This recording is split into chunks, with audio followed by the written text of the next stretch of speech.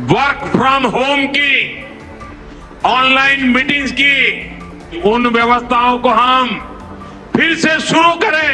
আবার কি ফিরছে ওয়ার্ক ফ্রম হোম? অফিসে না গিয়ে বাড়ি থেকেই হবে কাজ। বিদেশ ভ্রমণ বন্ধ, সোনা কেনায় লাগাম। দেশবাসীর কাছে একের পর এক বড় আবেদন জানালেন প্রধানমন্ত্রী নরেন্দ্র মোদী। কিন্তু হঠাৎ কেন এই পরামর্শ? কেন আবার করোনাকালের মতো ওয়ার্ক ফ্রম হোমের কথা বলছেন প্রধানমন্ত্রী? আসলে পশ্চিম এশিয়ায় চলতে থাকা ইরান আমেরিকা সংঘাতের জেরে বিশ্বজুড়ে জ্বালানি সরবরাহে বড় ধাক্কা লেগেছে।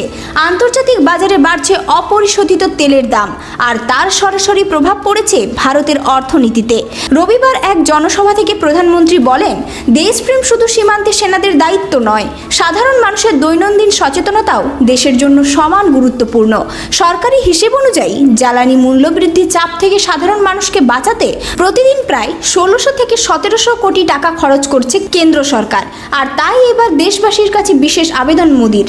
তিনি বলছেন, যতটা সম্ভব পেট্রোল ডিজেলের ব্যবহার কমাতে হবে, ট্রেন, মেট্রো, বাসের মতো গণপরিবহন ব্যবস্থা ব্যবহার করতে হবে, কার পুলিং বাড়াতে হবে। পণ্য পরিবহনেও রেলপথ ব্যবহারের উপর জোর দিয়েছে প্রধানমন্ত্রী। শুধু তাই নয়, বৈদ্যুতিক গাড়ি ব্যবহারের দিকেও মানুষকে উৎসাহ দিয়েছেন তিনি, কারণ এতে আমদানি করা জ্বালানির উপর নির্ভরতা কমবে। আর সবচেয়ে বড় চমক, প্রয়োজন হলে আবার ওয়ার্ক ফ্রম হোমের ফেরার পরামর্শ দিয়েছেন তিনি।